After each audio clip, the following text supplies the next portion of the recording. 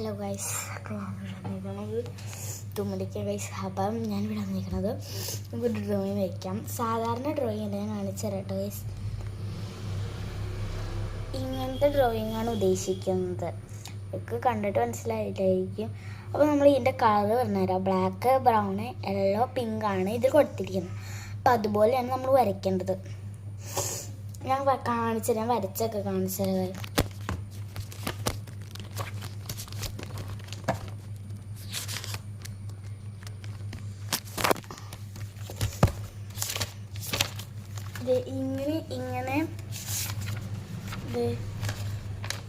ഇങ്ങനെയൊക്കെയാണ് വരയ്ക്കാൻ ഉദ്ദേശിക്കുന്നത്. നമ്മൾ ഇങ്ങനെ വരയ്ക്കുമ്പോൾ സർട്ടിഫിക്കേഷൻ കിട്ടും. അത് വേറെ കാര്യം. ഇങ്ങനെ നമ്മുടെ ഇഷ്ടത്തിന് നമുക്ക് colour, pencil.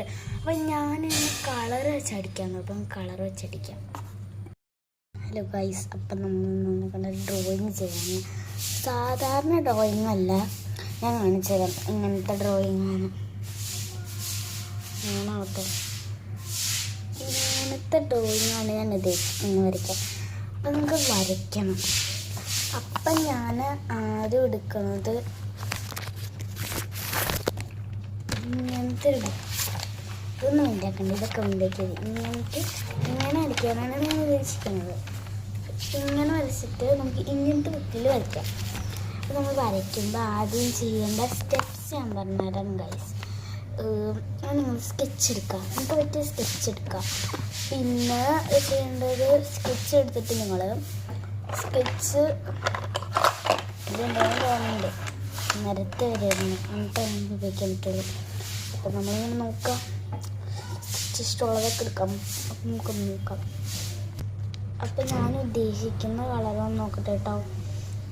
Pink, black, brown, പിന്നെ യെല്ലോ ആണ് ഉദ്ദേശിക്കുന്നത്. അപ്പം നമുക്ക് ബ്ലാക്കിൽ നിന്ന് തന്നെ ഉദ്ഘാടനം ചെയ്ത് തുടങ്ങി. അപ്പം നമ്മൾ ബ്ലാക്ക് അടിക്കേണ്ടത് നമുക്ക് ഈ ഇരിക്കാൻ സ്ഥലം നമ്മൾ ഇരിക്കുമ്പോൾ നല്ല രസമാണ്. ഇങ്ങനെ എന്തൊക്കെയാണ് ചെയ്ത് വയ്ക്കും. അത് കഴിഞ്ഞിട്ട് കുറച്ച് കഴിഞ്ഞിട്ട് കണ്ടെത്തരായിരുന്നു തോന്നുന്നു. അപ്പം ഇങ്ങനെ നന്നായിട്ട് ഇങ്ങനെ ചെയ്തിട്ട് നന്നായിട്ട് ഇങ്ങനെ ചെയ്യണം. ഇപ്പം നമുക്കൊരു സർട്ടിഫിക്കേഷൻ കിട്ടും. സർട്ടിഫിക്കേഷനാണെന്ന് പറഞ്ഞാൽ തോന്നുന്നു. സർട്ടിഫിക്കേഷൻ കിട്ടുന്നു. ഇങ്ങനെ സന്തോഷമാണ്. ഇങ്ങനെ കളറൊക്കെ അടിച്ച് രസമൊക്കെ ആവണം.